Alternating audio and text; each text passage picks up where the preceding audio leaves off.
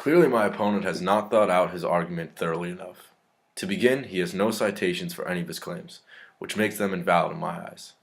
He argues against my contention that all life has an intrinsic value, stating we must prioritize human life over that of extraterrestrial microbes. However, he fails to realize that all life on Earth began from microbes as well. How can we allow ourselves to impact the development of any microbes we may encounter in space when we ourselves were once simple microbes, waiting for evolution to transform us into the complex beings we are today? It would be hypocritical and ethically wrong to do so.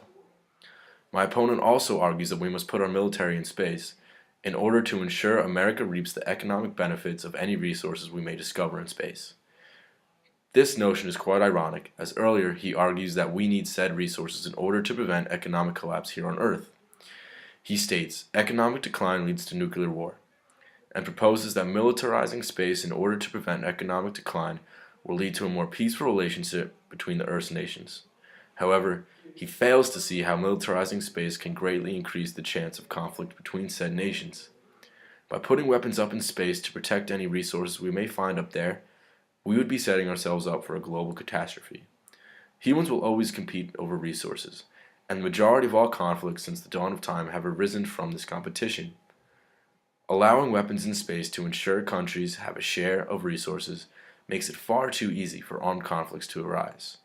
I believe that any conflict in space would quickly become a conflict on Earth as well, where the threat of nuclear war is very real. Because militarization of space can so easily lead to conflict both in space and on Earth, my opponent's contention that militarizing space would ultimately benefit humanity is utterly wrong. Finally, my opponent states that humanity must expand into space for resources, going so far as to say that humanity should enslave extraterrestrial life and put it to work for us. In fact, he suggests that by putting poor people out of work and using extraterrestrials instead, we would be helping the economy. This cannot be further from the truth. Putting human workers out of work will hurt the economy and increase poverty rates. In a similar fashion to the increasing use of robot workers over humans, using extraterrestrial slaves instead of humans will provide humans with less money to buy the things they want, money that in turn helps the economy function.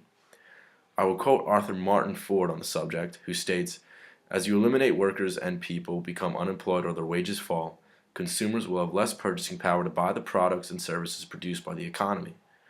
Replacing our fellow humans with extraterrestrial slaves will not only hurt the quality of life of the individual worker, but the economy as a whole.